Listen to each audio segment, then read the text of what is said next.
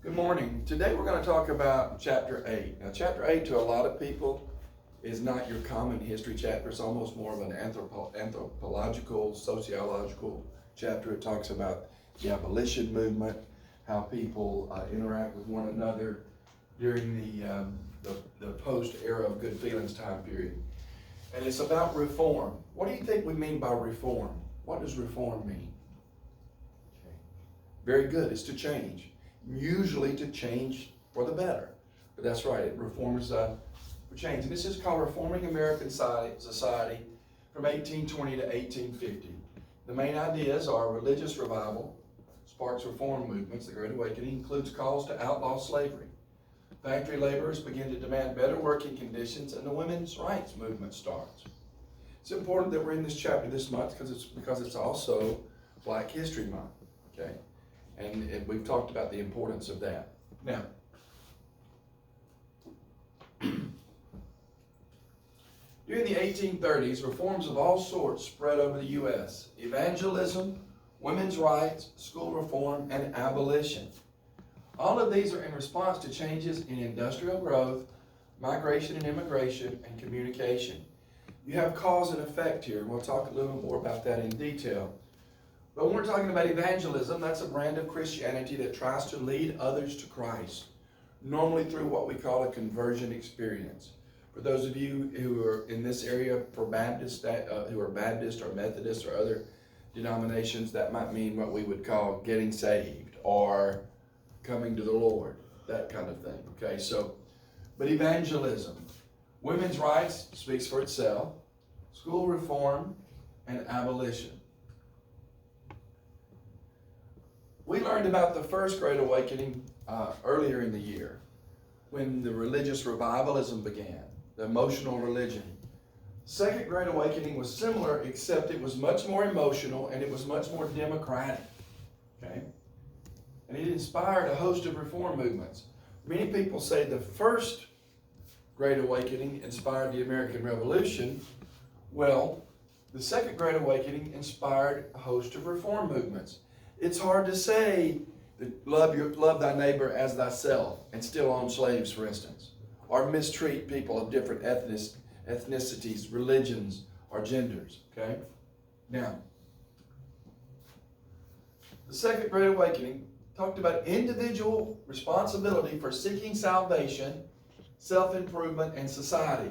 Now, let me ask you something. This will be a tough question, but what does individual responsibility for salvation? Pardon the interruption, teachers, but at this time, will everybody go ahead and post their attendance for first period? All teachers post their attendance for first period. If you are a sub, you can send your attendance down to the office with a student. Thank you. Okay, thank you. Back to this. We've already posted ours.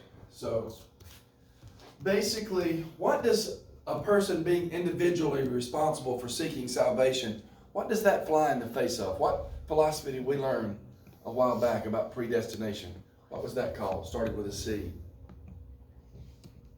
Calvinism. Evangelism, as determined in the Second Great Awakening, was the opposite of Calvinism. It said that individuals could come to Christ, could seek their own salvation by coming to Christ and asking. I don't want to teach Sunday school, but at the same time, you guys get the picture. So it's a different focus. Okay? Charles Grandison Finney inspired what we call an emotional religious faith. Church services were large gatherings of people, some of more than 20,000. Large gatherings called revivals lasted for several days and spread new ideas about religion. Revivalism greatly increased church membership. Who's been to a revival? Okay, I see several. Who's been to, like, for instance, Discipleship Now or Disciple Now or Youth Now, Explosion? Those are all types of revivals, okay?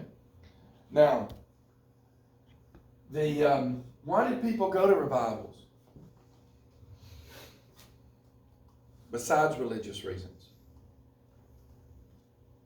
What else did they have to do in the 1830s and 1840s, right? These are big events. And so people came because they were curious. And many of them left converted. That would change the scope of American religious makeup. For instance, how many of you think there's more than 5 Baptist churches in Etowah County?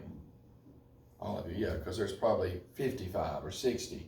Probably 10 Methodist churches, probably several Pentecostal churches and other denominations.